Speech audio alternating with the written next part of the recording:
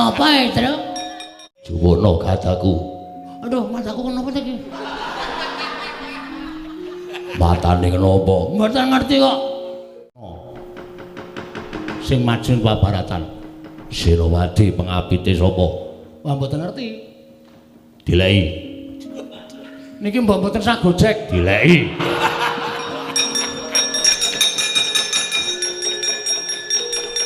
Ndara Durgandasena. Senopati pengapit yang lainnya? Sapa? Yang lainnya ya apa? Saliyane sing maju babaratan. Senowati pengapite sapa? Wah, mboten ngerti. Dileki. Niki mbok mboten sak gojek. Dileki. Ya ora apa-apa, wis kan mau sepaneng terus kok men cair.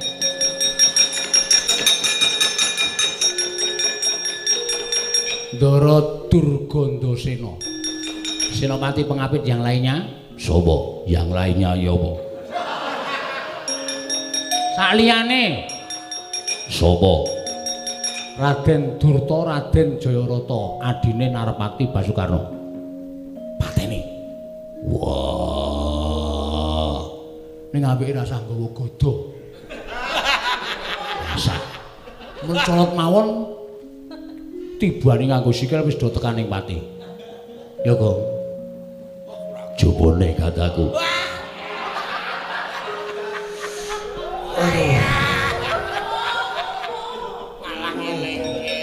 Ngapain, Tru? Mbuh weteng kok rasane kaya ngene iki. Lho ngopo? Mboten ngerti wetenge mak penjeluk loro banget. Aduh. Aduh. Wah, kekeselen kowe. Wis ajae. Ngaso. Bareng. Entuk. Aduh, aja dikambil. Bagongan. Juwono gadaku. Aduh, mataku kenapa iki?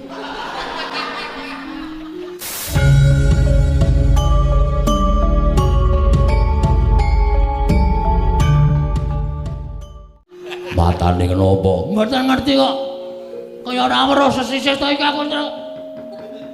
Wah, kekeselen. Sajake. Ngaso. Ora penak kula nggene sak leran mbok menawa terus padang. Gareng. Non. Iki ana dhuwit 500 jupukno gadaku.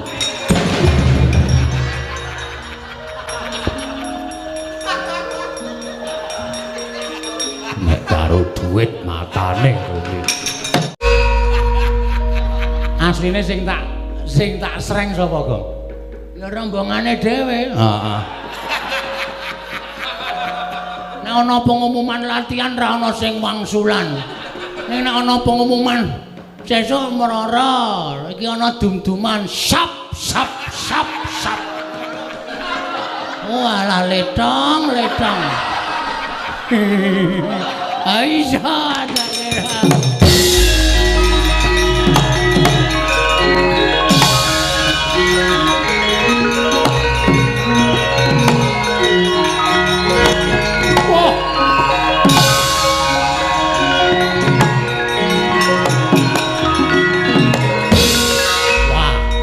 Werkudara Kakang Durgandasena. Ayo, kondhange akeh. Ngibarate kaya dewaning Antaka. Saben Werkudara mancing peperangan blasah kaya babatan pacing prajurit saka negara Ngastina. Ayo, iki Durgandasena. Wah, sigar siramu. Waduh!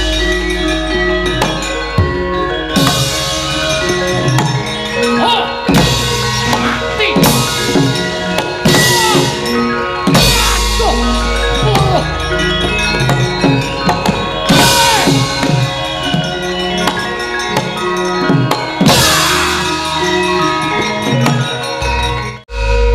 Wah, sirnaning Durgandasena elok ana wujuding tuk ingkang saya gedhe. Iline anut ledokaning lemah wekasan dadi kaya wujud kali. Dipol.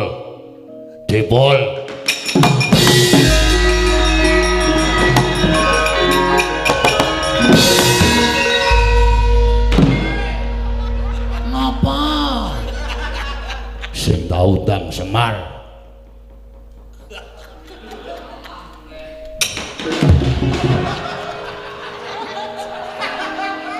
Anak asu kowe. Bapakne duncalke. Ngopo kowe? Mangkel aku lho Semar. Padahal dhek akon aku lho kae dundang Ndara. Ha sing dundang dhek aku dantel karo Ndara. Terus Semar, Pak Junjung tak uncalke. Kualat kowe. Malatana wis ket biyen, Mir. Ora bakal malati nek kowe. Nek liyane kualat karo kowe nek Bagong enggak. Ana wujuding tuk saka patine Durgandasena. Pundi? Wah. Saya gedhe tuke, saya getuke. Ya gedhe apane, Mas? Tuke.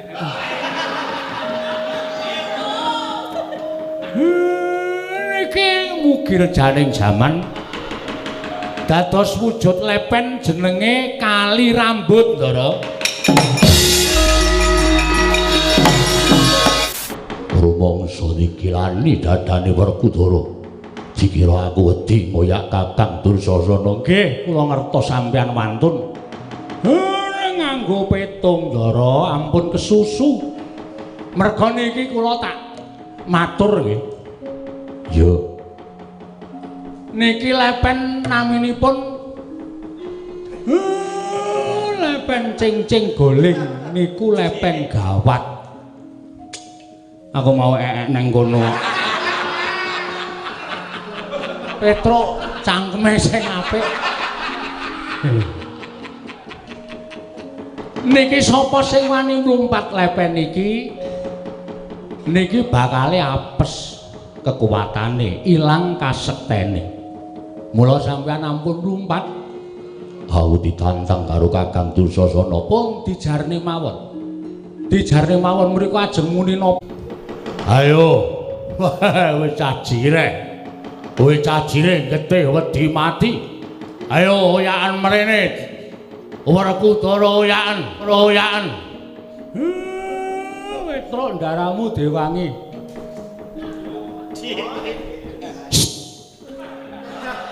Ayo wis rene.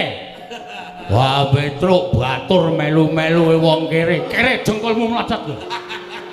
Jroning peperangan iku ora ana kere, ora ana bendara, ora ana wong derajat, ora ana wong dipangkat. Kula karo sampeyan iku padha. Petruk, nun ditantangke.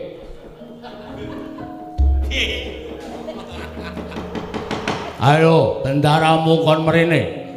Bendaramu anake wong tengeng, anake wong cacat kon mrene.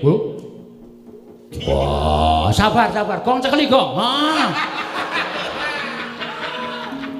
Ndaraku krungu doyak ngrekoso sampean. Cacat yo men, apa sampean rumasane bapakmu ora cacat apa piye? Bapakmu wong picak. Wah, cangkemmu. Harene. Assalamualaikum. Omong nantang kok dadak assalamualaikum. Sopan-sopane kok.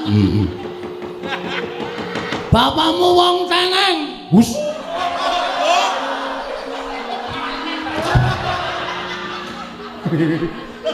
Wedi njuk renang. Ilang kesektenmu lho, Gong. Ambo men.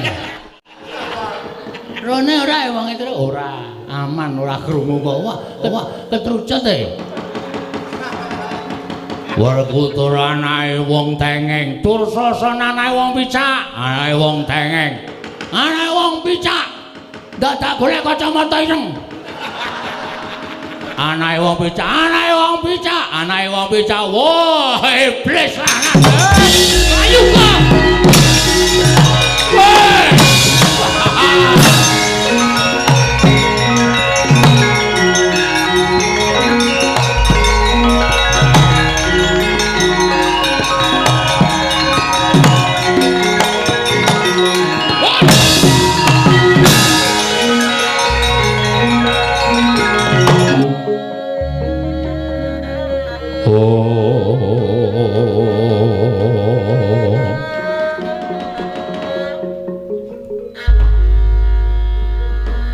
Baratipun kadhi lumamping wanci pula kepapak obor sastra biar padhang trawangan manahipun ingkang rayi sarawa paduka sinuwun kula ngaturaken sembah sumangkeming pangabekti kula konjo. Yayi tatampa gawe legawaning penggalipun Kakang ora liwat pangestunipun Kakang tanpa nono. Kula pun dinggo jimat paripe dayanana ing kasantosan. Ora kosik. Lah kok beda kelawan adat ingkang wis kelakon? Tak sawang pasuryaning sira Yayi Surtikanti beda kelawan adat sing wis kelakon tegese ora katon sumringah. Apa ana abdi dalem ingkang gawe kuci maning penggaling sira Yayi? Apa ning gawe kagol-kogel penggaling Yayi Surtikanti? Babar pisan boten. Namung mbok menawi kaperbawaning swasana kaya Jagara. Kaya Jagara. Ora adat sabening pasuryaning Siadi katon kaya mengkono marata coba. Bloko lawan pun Kakang. Sinuwun kula menika sampun ngraosaken kados pundi raosipun jejering garwa Senopati. Kula menika ngertos bilih paduka menika nadyan alendra nanging ajiwa satriya langkung-langkung sampun kadhapuk dados Senopati ning negari Ngastina. Kula kedah saged nampi dhateng kawontenan bilih sak mangsa-mangsa ingkang rayi badhe tinilar wonten ing madyaning pabaratan langkung-langkung sampun tumapak ing perang ageng Bratayuda sampun pinten-pinten dinten. Gusti kula ingkang sinuwun ing awangga boten kondur wonten pakuwana runting ndadosaken melang-melang raos ing manahipun ingkang rayi pindhanipun kadidene ninggal jejabang wonten tepining Balumbang. Dumadakan boten kanthi kanyana-nyana paduka kondur. Sinuwun kumesar raos ing manahipun ingkang rayi pun surti kanthi sinuwun mugi keparenga kula nyadong dawuh. Lah dalah surti kanthi wonten timbaning adawuh praptanipun Kakang ana ing pesanggrahan runting kondur saka pesanggrahan Bulu Pitu sayekti nuruti marang onenging penggaling pun Kakang ingkang bangkit pinambeng. Wis watara lama pun Kakang ora kondur marang pesanggrahan. Rasa nenging kaya maledak-ledaka soning jroning dada wekasan pun Kakang golek tamba. Srana anglimpe marang Kyai Prabu Duryudana supaya pun Kakang bisa kondur marang pesanggrahan runting. Nanging kaya ngapa to kageting pun Kakang bareng pun Kakang prapta ning pesanggrahan. Lah kok mbok suguhi pasemon sing kaya mengkono, Surtikanti? Aja ngono. Pun Kakang kondur iki mung kepengin njumbuhake kelawan rasa ananging pun Kakang paduka menika nalendra nanging nuwun sewu tasih remen goroh. Lho kok sik goroh piye? Pun Kakang ora goroh. Lati lan ati mboten makarti menika mboten sae sinuwun. Badhe wonten pangandika paduka ingkang siningit wonten saklebeting penggalih paduka. Monggo kula aturi angudar wonten ing mriki. Kula sampun sagah anampi dhateng kawontenan menapa kemawon sinuwun.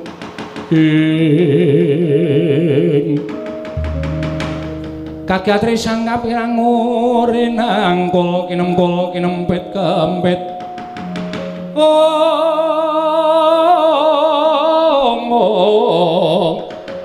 Dosang reknaning bawana ya si tukang walang ati. Jagat Dewa Bathara jagat pangestu ngoro eladal. Surtikanti lante panggrahi tamu nganti tak simpen ana jroning ati wadene tatas bebundelaning penggaling pun Kakang. Bareng pun Kakang midhanget apa kang dadi aturing sira Yayi. Ingkang mengkono mau paripaksa pun Kakang kudu waloka kelawan sira Yayi. Paduka badhe paring dawuh menapa monggo sinuwun sampun ngantos wonten raos sangga runggi tuwin walang ati saklebeting penggalih. Kula sampun sagah nampi dhateng menapa badhe paduka dawuhaken dhateng Kang rayipun Surti Kanthi Yayi. Praptanipun Kakang ning pakuan runting iki sepisan tilik kelawan sira Yayi, jernyatanipun Kakang ora bakal silak duwe rasa seneng jroning penggalih. Nanging bareng pun Kakang wis weruh marang sira Yayi, tumuli wis ilang rasa nengipun Kakang ana bab ing bakal tak kandhake kelawan sira Yayi. Inggih. Nalika pepanggihan ning pesanggrahan Bulu Pitu mau pun Kakang nyandhet marang rembuganing para sepuh kanthi anyorohake kelawan pribadinipun Kakang lawan Yayi Prabu Duryudana supaya dina samengko pangkat kasenopaten tak suwun. Surti Kanthi jebul Yayi Prabu Duryudana wis angangkah-angkah supaya pun Kakang madeg ana ing pabarisaning para Sata Kurawa mbelani marang Yayi Prabu Ngastina. Mula pun Kakang bali marang pesanggrahan runting ki sayekti mung bakal kepengin nyuwun pamit karo Si Adi, nyuwun pamit kelawan sira Yayi. Mbok menawa iki ketemu ingkang pungkasan sira Yayi kelawan pun Kakang bakal budal marang pabaratan madeg senopati ngrabaseng para kadang-kadangku para Pandhawa. Surti Kanthi.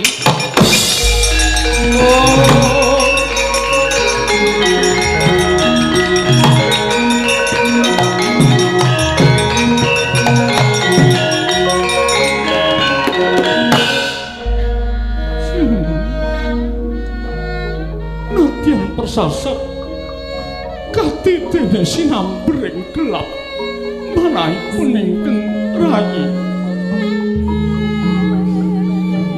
Nanging sampun ngantos paduka nggadhahi panyakra bawa ingkang boten-boten. Tetesing eluh ingkang rayi menika boten krana kula menika anggondhali dhateng paduka tuwe nawel badhe bidhal paduka minangka senopati. Nanging ugi kaworan raos bombong dene jejering Surti Kanthi samangke ginarwa satunggiling senopati ingkang ugemi dhateng jiwa kasatriyanipun. Kula sampun boten saged ngaturaken menapa-menapa kejawi namung raos tresna tuwin sembah bekti kula minangka garwa paduka sinuwun ngawangga. Mugi-mugi wonten ing pabaratan sakmangke paduka pinaringan unggul jayanipun sinuwun. Surti Kanthi.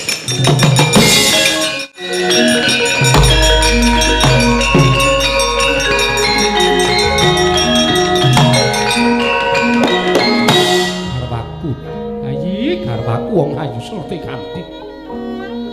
Ora ana babar pisan jebul semono gedhening atimu. Yayi, pun Kakang nyuwun pamit budal marang pabaratan netepi darmaning kasatriyaning pun Kakang. Sembah kula ingkang nderekaken jengkar paduka sinuwun.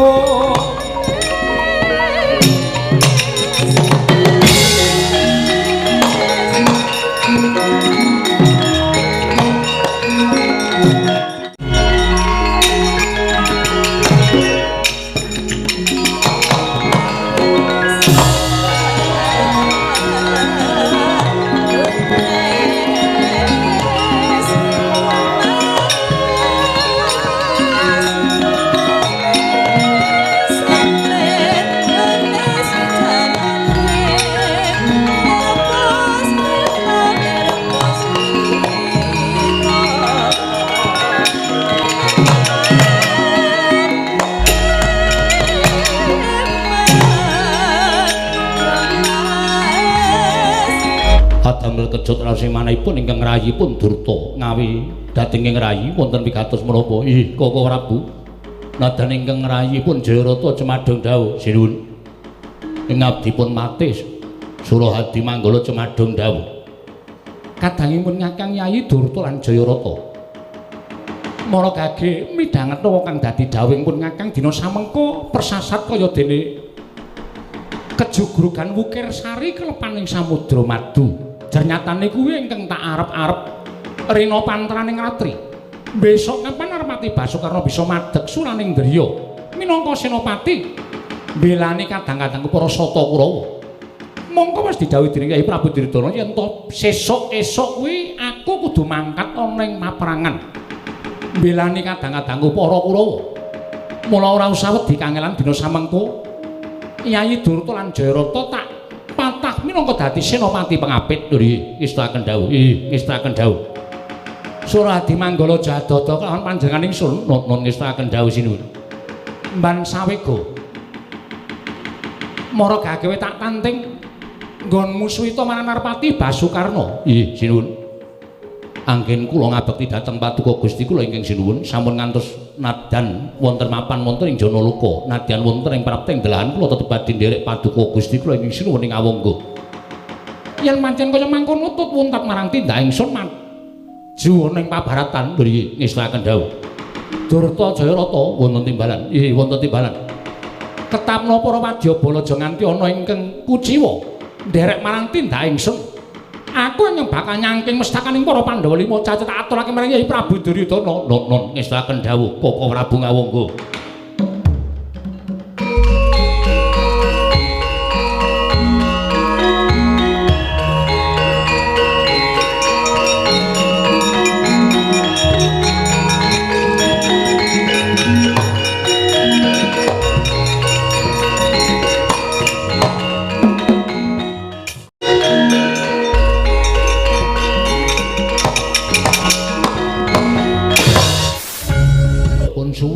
Iya. Sapa senopati Ngastina? Lho piye ta iki? Wis dingegake dening Kang Rayi Ndarawara Srikandhi sing dadi senopati negara Ngastina niku Prabu Karna. Sapa, Tru? Karna. Karna. Kowe ora ngerti piyai mbiyen kok. Dalang pepunden biyen ki nek nyebut Prabu Karna. Karna ngono wae. Karna dengkulmu mlosot Karna. Sing maju pabaratan. Sirawadi pengapite sapa? Wah mboten ngerti. Dileki. Niki mbok mboten sagojek. Dileki. Ya ora apa-apa, wis kan mau sepaneng terus kok men cair.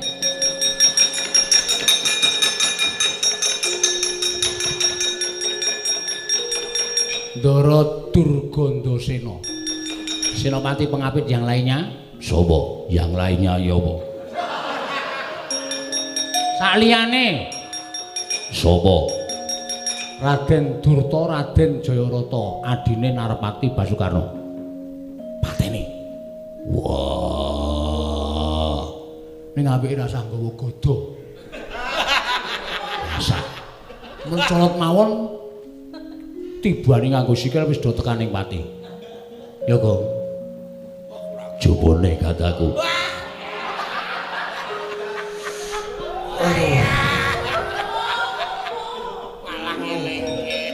Ngapain, Tru? Mbuh weteng kok rasane kaya ngene iki. Lho ngopo? Mboten ngerti wetenge mapen jeluk loro banget. Karo. Wah, kekeselen kowe. Wis ajae. Aso. Pareng. Enduk. Aja dikanggo. Bagong. Nan. Juwono kataku. Aduh, mataku kenapa iki? Matane kenapa? Mboten ngerti kok. Kaya ora weruh sesisih to iki aku, Tru. Wah, kekeselen. Sajake. Aso. Ora penak kula nggene sak leran mbok menawa terus padhang. Gareng. Non. Iki ana dhuwit 500 jupukno kacaku.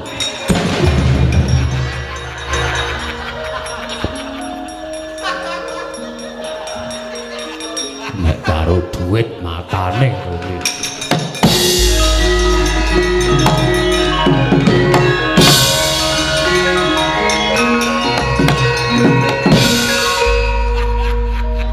Asline sing tak sreng sapa, Gong? Ya rombongane dhewe. Heeh. Nek ana pengumuman latihan ra ana sing wangsulan. Nek ana pengumuman sesuk merara, iki ana dum-duman sap sap sap sap. Walah letong. Aisyah daerah.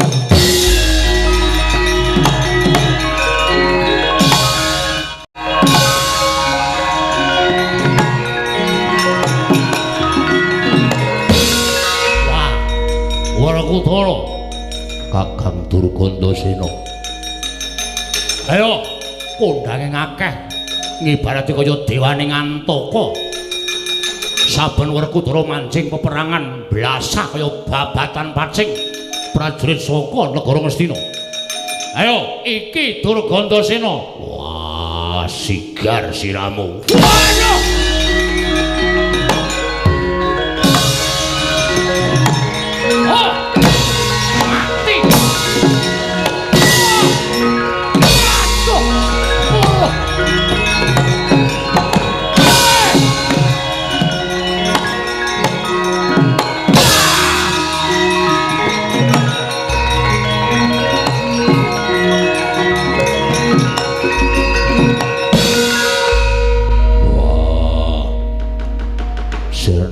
Durgandasena elok ana wujuding tuk ingkang saya gedhe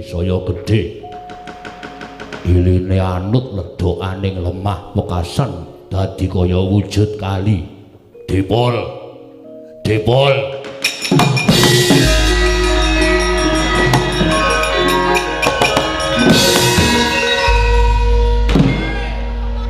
ngapa sing tau ndang Semar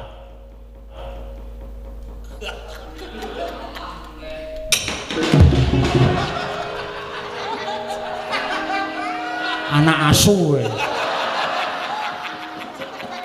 Bapakne duncalke.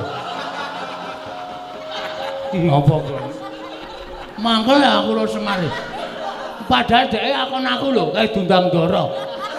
asing dundang Dhek aku dantel ro ndara.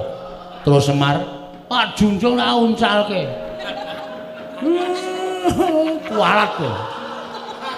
Malatana wis ket biyen, Mir. Ora bakal malati nek kowe. Nek liyane kualat karo kowe nek Bagong enggak. ana wujuding tuk saka patine Durgandasena. Pundi? Wah. Saya gedhe tuke. Ya gedhe apane, Mir? Tuke. Niki mugi rejaning jaman dados wujud lepen jenenge Kali Rambut, Ndara.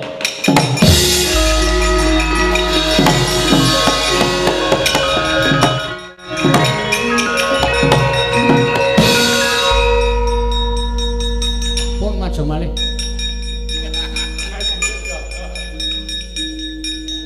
Majeng malih.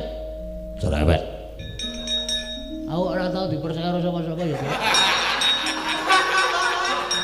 Aming sak kowe kok njaluk dipercaya karo sapa-sapa. Kowe iki kere ning sombong kowe. Heeh. Kok mergo kuwi ya?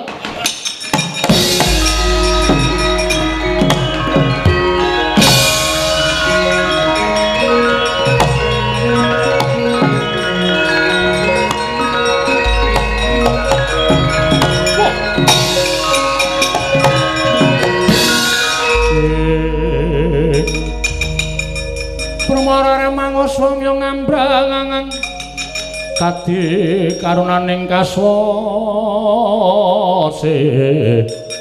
yaneng marga memalat kong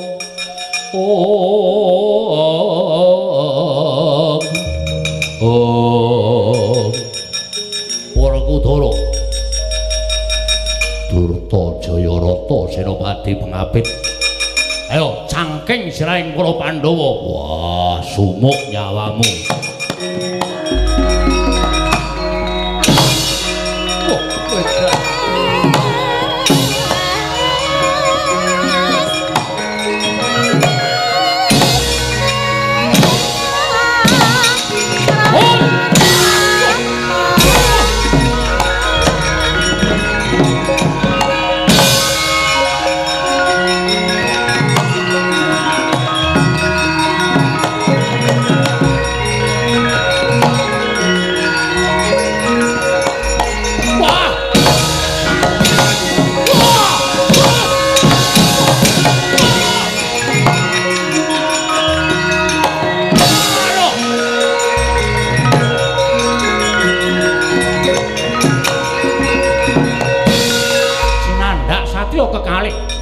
dening Sang Werkudara persasat nganti kaya gajah kelangan serati tandange Sang Werkudara ngamuk punggung modene madyaning pabaratan Tegal Kurukasetra Raden Durta Jayarata dipun dukumba pecah sirahe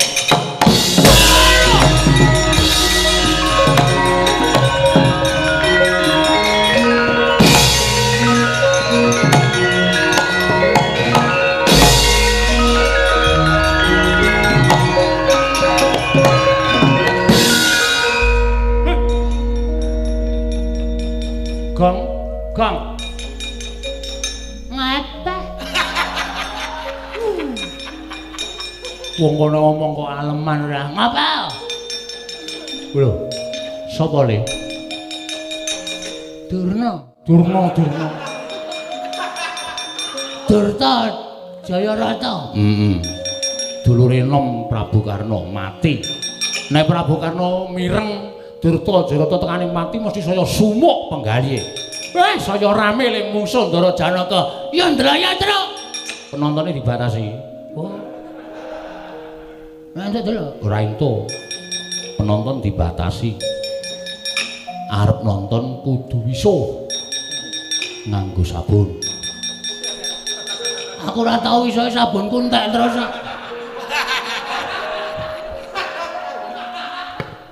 Yo minggatune yo. Omonganmu jenes wis. Aku megah ngrasake kowe ra.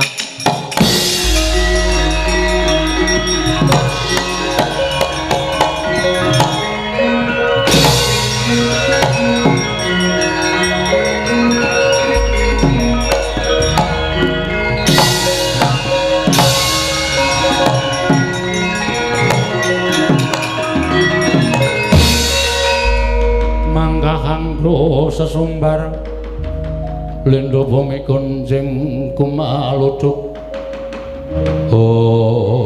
Lata tobat Surak mawurahan manengker gumuruh Para wadya bala gone surak-surak Senopati pengabit Yayi Durta Jayarata tekaning pati dikumba karo Si Werkudara Durgandasena ora iso dikukup kuwandane ayo iki Narpati Basukarna minangka senopati pengawakaning para saka Kurawa. Sapa senopati saka Pandhawa?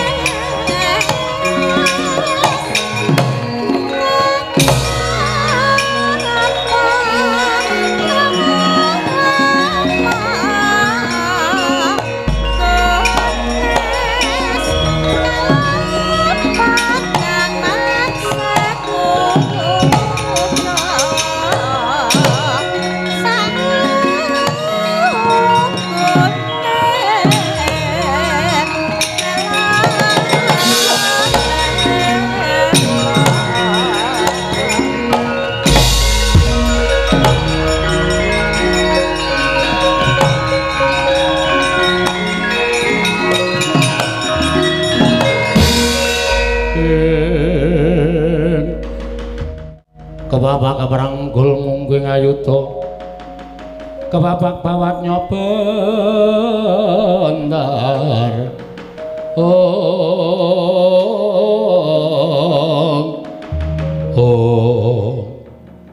kula ngaturaken sembah pangabekti kula kunjuk Koko Prabu Arjuna kula men maring dawuh suasana wis kaya ngene teka Siadi isih jangkepi marang tata krama pun Kakang percaya lamun Siadi ing pinatah dening para Pandhawa madeg Senopati mapake kelawan pun Kakang Senopati saka negara Mestina kasinggihan mekaten mila wale-wale menapa saderengipun tumapak perang antawisipun kula lan Koko Prabu menawi wonten duna dungkap pingiranging tata krami kula nyuwun pangapunten Arjuna kula wonten paring adhawuh jroning peperangan kuwi ora ana tata krama jroning peperangan kuwi ora ana Kakang Adi jroning peperangan kuwi ora ana sedulur pun Kakang ngadeg ana ing kene mesine Siadi wis bisa nyurasa lamun pun Kakang kuwi madeg ana barisaning para Sata Kurawa Siadi madeg ana ing barisaning mungsuh tumrapun Kakang ayo aja kaya ngono Yai ungalna dadaning senopati saka para Pandhawa ketokno dadaning lananging jagat lancur ing bawana ing jagat nganti kebrebeken marangmu mandhangi asmaning Yai Arjuna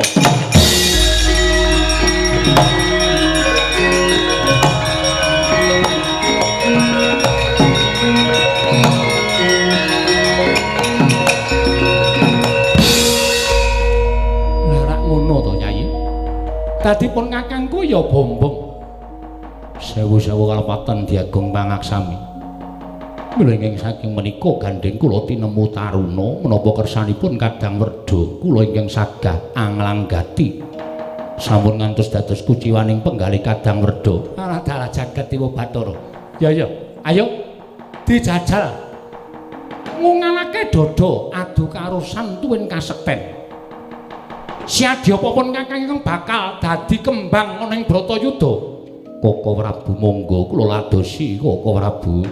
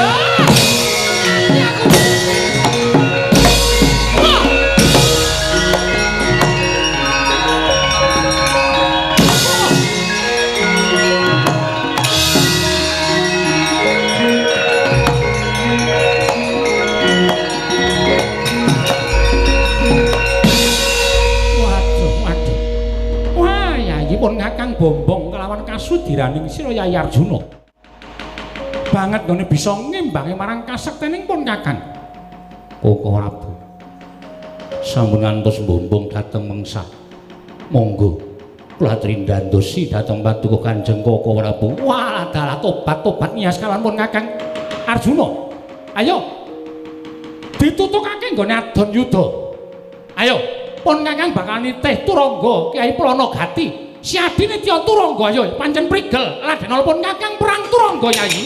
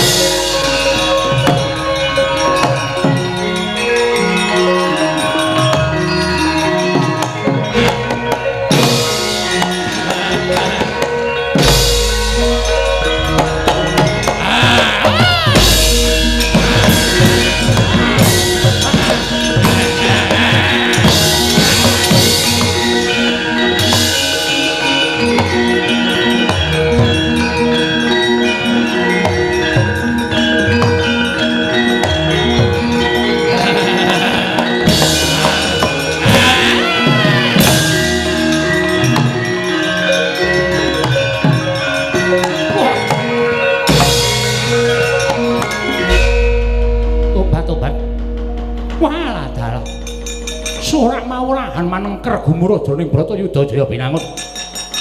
Wadyabala Pandhawa nyuraki karo senopatine. Kurawa nyuraki kalawan nata ngawangga. Arjuna wonten timbalaning ngadhawu. Banget gawe bombonging penggalipun Kakang Diri Sira Siadi bisa ngembari keprigelaning nggone olah Turangga. Oh Prabu. Monggo kersanipun kados pundi kula namung nderekaken kepareng paduka Kanjeng Koko Prabu sesembahan kula. Nitih kreta ayo kaya ngapa keprigelaning Siadi nggone ulah Jemparing monggo kula dherekaken Koko Prabu.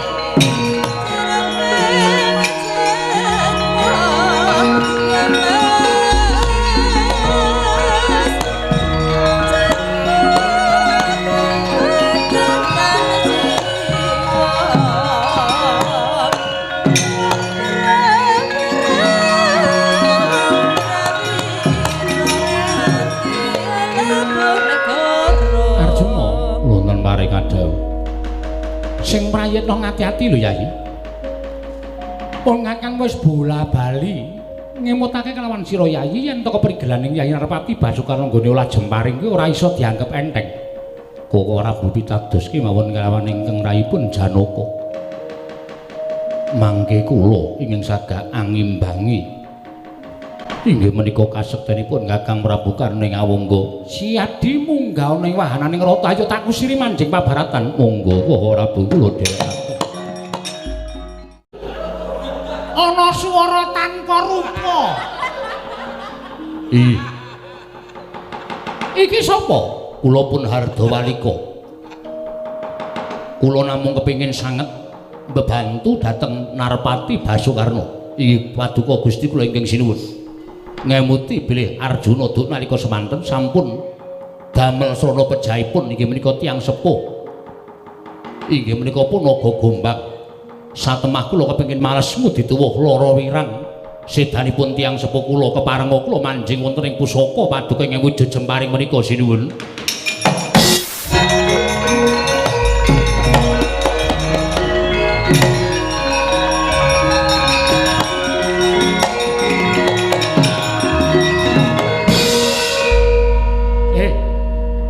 Wujuding sarpa wonten dawuh.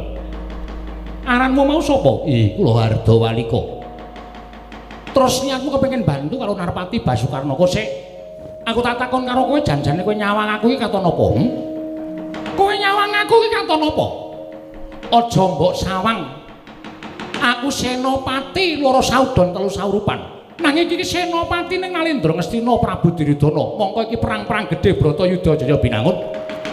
Apa mbok anggap aku kalah karo Janaka? Apa mbok anggap aku asor karo Janaka?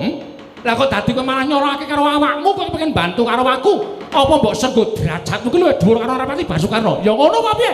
Ora minggat karo aku tak remet dadi kelalar kowe parat.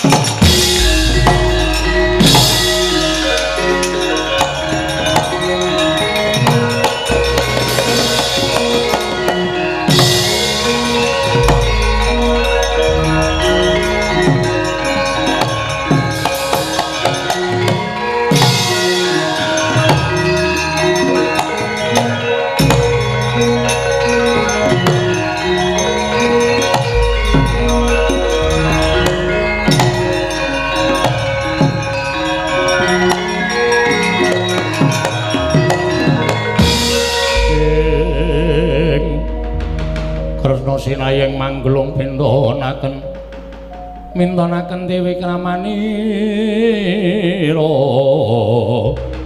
kanggo mitiraning asta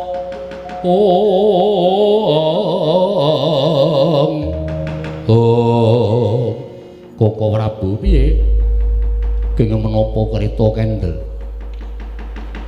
Kakang Prabu Karna ngubal-ubal jemparing kula badhe anandhi kridhanipun Kakang Basukarna. Kok sik Janaka aja kesusu. Jroning Bratayuda kuwi aja agalan nggone Siadi nandhangi kridhaning para senopati saka Kurawa. Nanging kudu prayitna ngati-ati. Tegesipun kados pundi? Arjuna wonten dawuh sawangan mega ingkang peteng mongko lumaku ngener kelawan kretaning Siadi lan pun Kakang. Pareng paduka lepasana jemparing. Koko Prabu wis ta lepasana jemparing. Oh nggih ngestaken dawuh.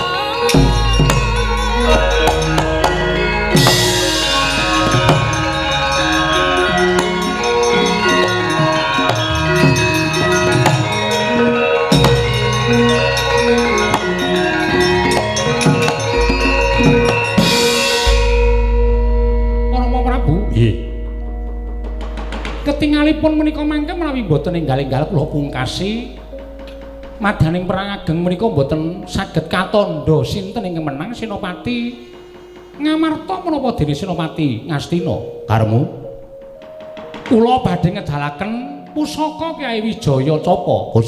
Gosek pusakamu sing akeh ra isih to. Boyo aja kaya ngono. Pusakamu liyane ditokke dhisik Narpati Basukarna mboten menawi mboten sak menika benjang napa malih badhe kula tegeli kadang Kyai Arjuna ya wis pancen karepmu kaya ngono wong atuhamu Mandara mung kari manut Monggo, Rama kula atur nyaketaken langkung caket sekedhik kemawon mangke supados cetha jangganipun Nyai Arjuna. Yo, karep.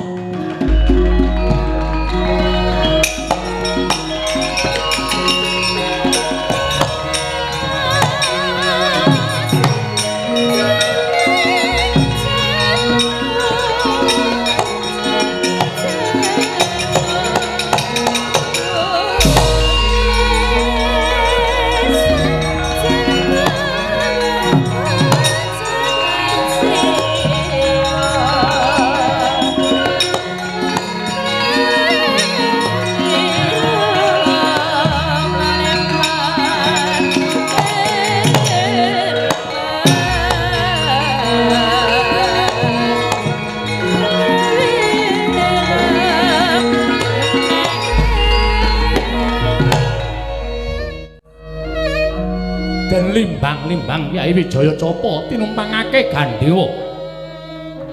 Tanon ingkang pinendheng kejawi amung nering lesan jangganing sadroing panengah Pandhawa Raden Janaka tanggap Sang Prabu Salya ing batos ngeman kan pejahipun ingkang putra Raden Janaka.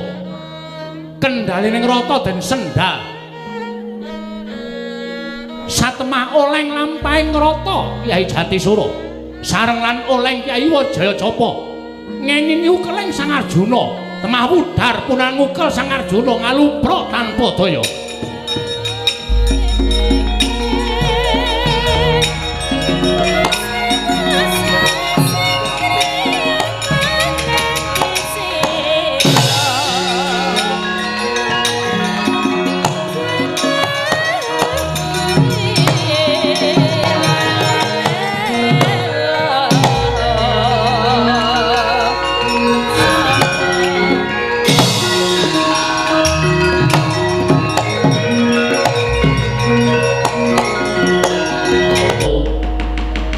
Wiwit sekawit aku wis rada cubriya karo Nalendra Mandaraka Prabu Salya.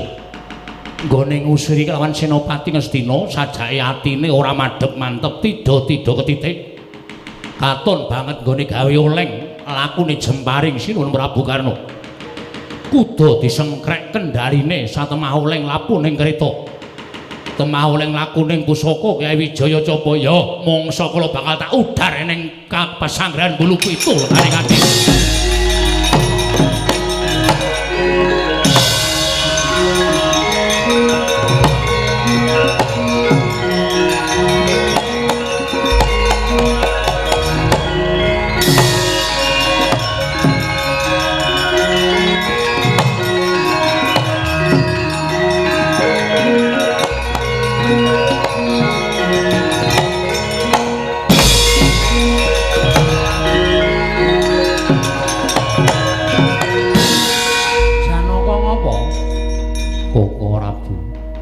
Prisa piyambak rumaos lingsem raos sing manah kula. Lho, isin sebabe Koko Prabu menika menapa mboten ngawuningani gelungipun ingkang rayu dar kados mekaten.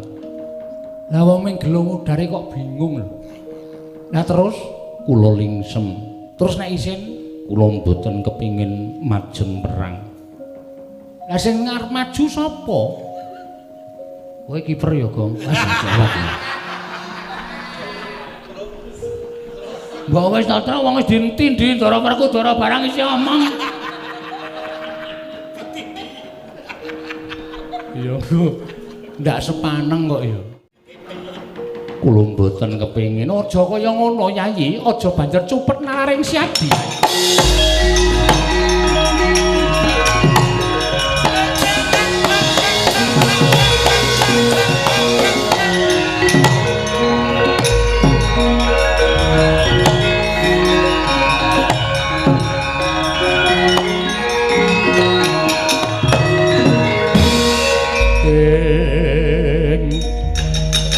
Pandhita kang kinarya wangsit pindha kumbang ngajaping tawang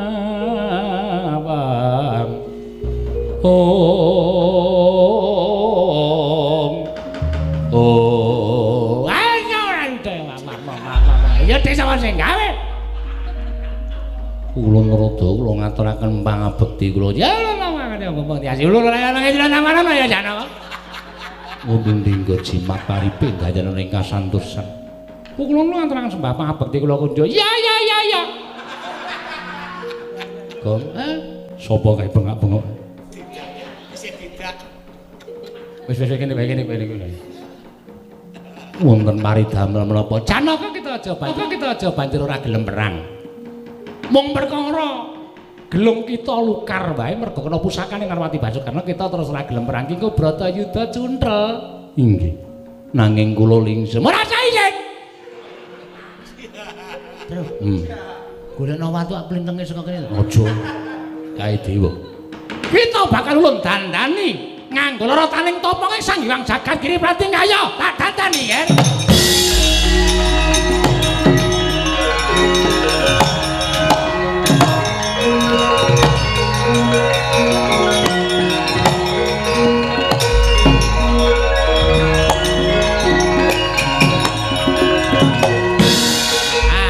Wujud kaya ngono kita ora usah wedi, ora usah kuwatir.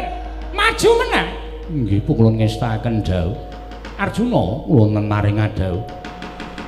Mustia Kyai Arda Dedali. Inggih. Koko Prabu ngestaken dawuh. Aja ana ingkang dadi lesan Parang Paduka. gandhewaning Nyai Karna kae rantasen dhisik. Ngestaken dawuh. Lun kondur makayangan. Nggih, kula.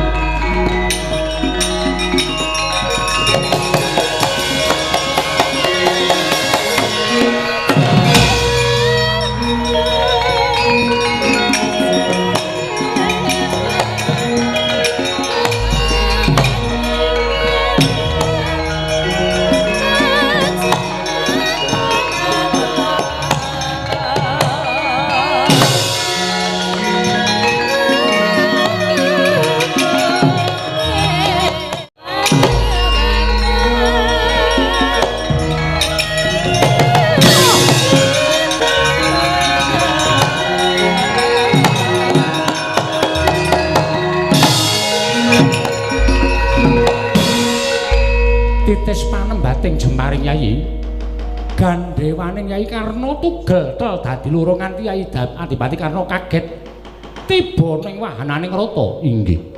Mumpung durung prayitna Arjuna Wonten dawuh. Mustia Kyai Pasopati enerna jangganing kadangmu Yayi Narpati Basukarna.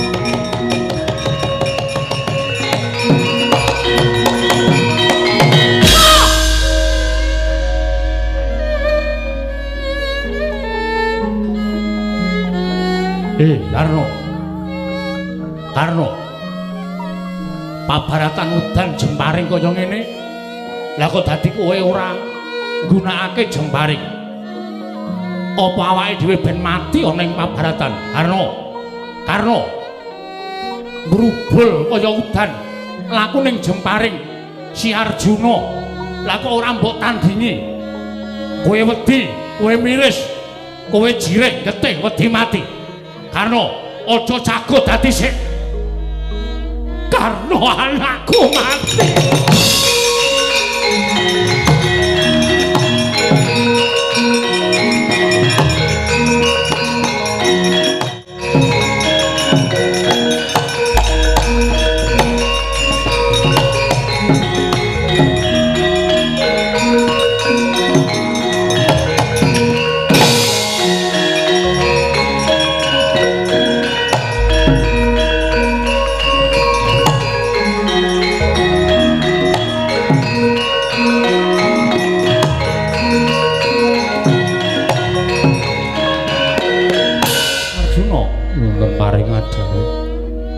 Si Adi arep menyang endi?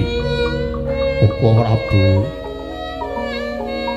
tasih kapireng suwantenipun Kakang Prabu Karna manguwuh-uwuh kepengin ngrangkul ngayanipun ingkang rayi Koko Prabu. Koseta aja kesusu. Kuwi dudu swaraning Nyai Karna, nanging kuwi swaraning pusaka Kyai Kaladete. Arjuna. Mara gage. Kala nadah caketna marang kuwandaning kadangmu ing Awangga. Arjuna ngestaken dawuh.